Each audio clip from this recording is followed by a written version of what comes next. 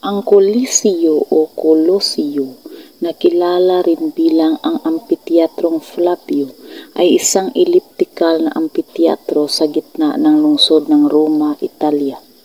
Gawa sa simentado at bato, ito ang pinakamalaking ampitheatrong naitayo kailanman at isa sa mga itinuturing na pinakahangyari ng arkitektura at inhinyero.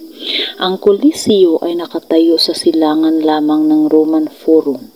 Ang construction ay sinimulan sa ilalim ni Emperador Vespasiano noong 72 AD at natapos noong 80 AD sa ilalim ng kanyang kapalit at tagapagmanang si Tito.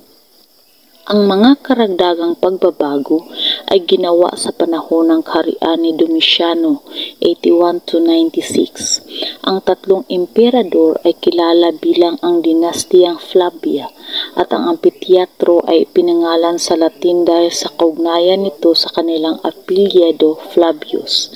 Ang Coliseo ay kayang punuin ng tinatayang sa pagitan ng 50,000 at 80,000 na manunood at ginamit sa mga paligsahan ng mga manlalaban o gladiador at mga pampublikong palabas tulad ng mga hindi totohanang labanan sa dagat, pangangaso ng mga hayop, mga pagpugot ng ulo, mga muling pagsasadula ng mga kilalang labanan at mga dramang batay sa mitolohiyang klasiko. Itinigil ang paggamit sa Coliseo para sa aliwan noong unang bahagi ng gitnang kapanahunan.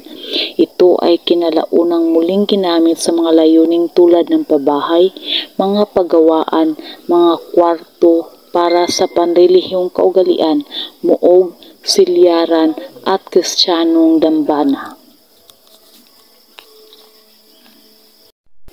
Ang Petra na orihinal na kilala sa mga naninirahan dito ay isang makasaysayang at arkeolohikong lungsod sa Timog Jordan.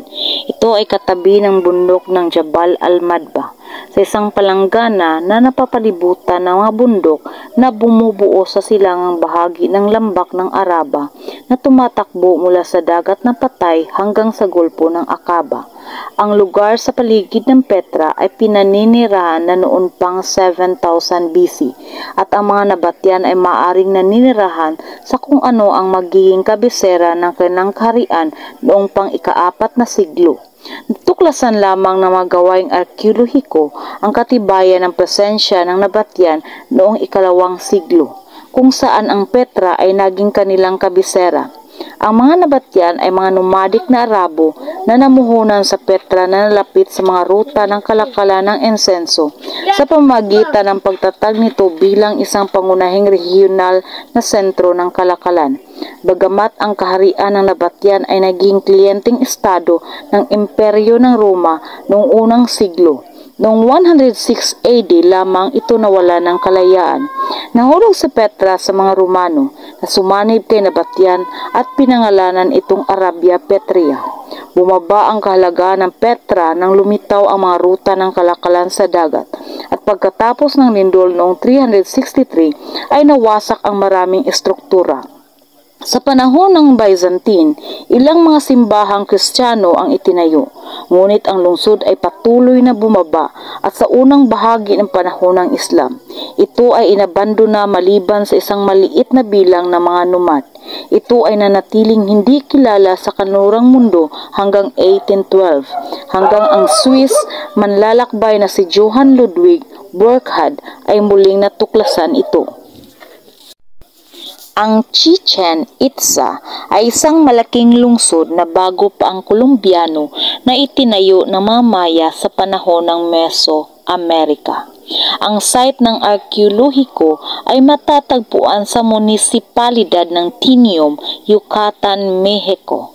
Ang Chichen Itza ay isang pangunahing puko sa Hilagang Maya mula sa huli ng Klasiko, AD 600 to 900, sa pamamagitan ng terminal ng Klasiko, AD 800 to 900 at sa maagang bahagi ng panahon ng post-klasiko AD 900 to 1200. Ipinapakita ng site ang maraming mga estilo ng arkitektura na kapagpapaalala ng mga estilong nakikita sa gitnang Mexico at ng mga estilong Puc at Chins ng mga kapatagan ng Hilagang Maya.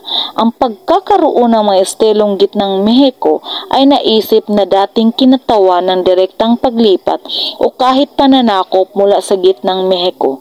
Ngunit ang karamihan sa mga napapanahong interpretasyon ay mas nakikita ang pagkakaroon ng mga estilong hindi Maya na ito bilang resulta sa pagsasabog ng kultura.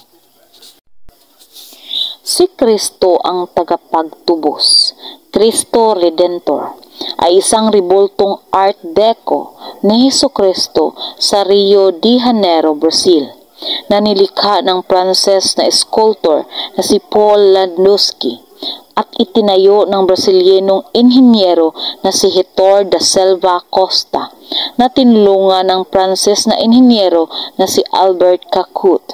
Nilikha ng Romanong sculptor na si George Leoneda ang mukha. Itinayo mula 1922 hanggang 1931, 30 metro or 98 feet ang taas ng rebulto. Hindi kasama ang kanyang pantungang may taas na 8 metro or 26 feet, 28 metro or 98 feet ang kahabaan ng mga brasong nakaunat. Ang rebulto ay may timbang na 635 metrikong tonelada or 625 mahaba, 700 maikling tonelada at matatagpuan sa tuktok ng 700 metro or 2,300 feet na bundok sa Corcovado sa pambansang liwasan ng kagubatang Tejoca na tinutunghayan ang lungsod ng Rio de Janeiro, isang simbolo ng Kristyanismo sa buong mundo. Ang rebulto ay naging simbolo ng kalinangan ng Rio de Janeiro at Brazil at nakalista ito bilang isa sa mga bagong 7 mga kamangha-mangha ng daigdig. Gawa ito sa pinatibay na konkrito at batong sabon. Huwag po nating kalimutan mag-like, share at subscribe po. Ang Machu Picchu ay isang ika-15 siglo na Inca na kuta na matatagpuan sa bundok ng bundok na 2,430 metro or 7,970 pie sa ibabaw ng antas ng dagat. Ang Machu Picchu ay matatagpuan ito sa rehiyon ng Cusco, lalawigan ng Urubamba, distrito ng Machu Picchu sa Peru, sa ibabaw ng Lambak Banal na 80 kilometro or 50 miles mula sa hilagang kanluran ng Cusco at kung saan dumadaloy ang ilog ng Urubamba. Naniniwala ang karamihan sa mga arkeologo na ang Machu Picchu ay itinayo bilang isang ari-arian para sa Inca Emperador Pachacuti, 1438 to 1472. Kadalasang nagkakamali na tinutukoy bilang Lost City of the Incas, isang pamagat na mas tumpak na inilalapat sa Vilcabamba. Ito ang pinakapamilyar na icon ng sibilisasyong Inca. Ang Incas ay nagtayo ng ari-arian sa paligid ng 1450, ngunit inabandona ito isang siglo mamaya sa panahon ng Espanyol pananakop. Kahit na kilala sa lokal, hindi ito kilala sa Espanyol sa panahon ng kolonyal na panahon at nananatiling hindi kilala sa labas ng mundo hanggang sa Amerikanong mananalaysay Hiram Bingham. Dinala ito sa international na pansin sa 1911. Ang Taj Mahal ang pangalan ng isang bantayog na matatagpuan sa Agra, India.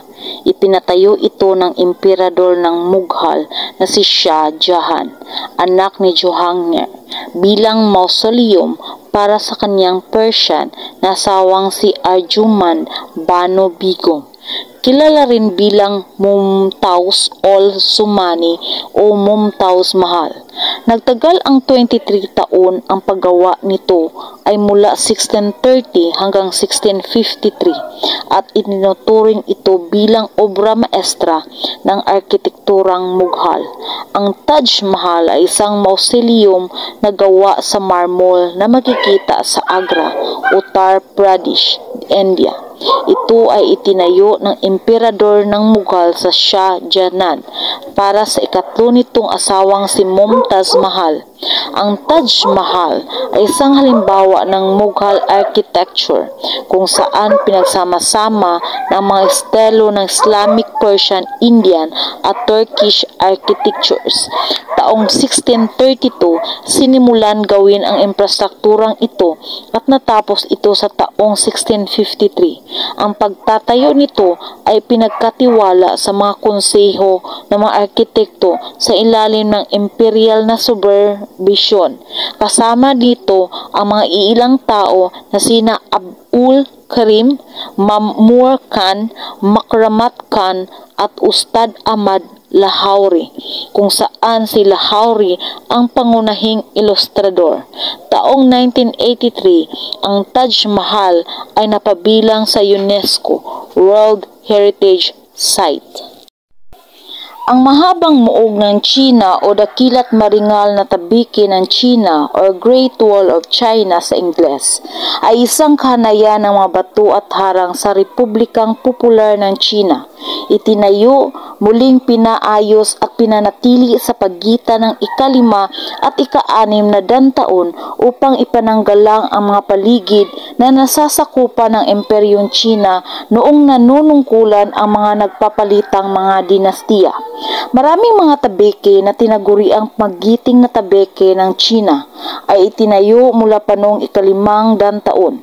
Ang pinakatanyag ay ang dingding na itinayo sa pagitan ng 200 to 220 BC na ipinasagawa ng unang emperador ng China na si Qin Shi Huang.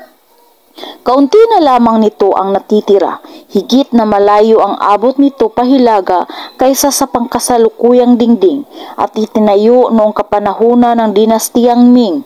Noong ika-15 siglo, umabot ang haba ng mahabang muog ng China ng higit sa may 6,508 km or 4,000 milya mula sa Chanhigyan sa silangang hanggang Lapnor sa kanluran, sa may kahabaan ng isang arkong magaspang na humahati sa katimugang gilid ng panloob ng Mongolia, subalit umaabot ng higit 6,700 km or 4,160 milya ang kabuuan. Sa panahon ng katanyagan nito, ang tabiking Ming ay tinatanura ng higit sa 1,000,000 mga tauhan. Tinatayang may 2 hanggang 3 Tsino ang namatay sa loob ng panahon ng daang-daang proyekto ng pagtatayo ng tabiki. Kung nagustuhan po ninyo ang topikong ito, paki-comment naman ang lugar kung saan nakarating po ang ating video at huwag kalimutang mag-like, share at subscribe. Hanggang sa muli, maraming salamat po.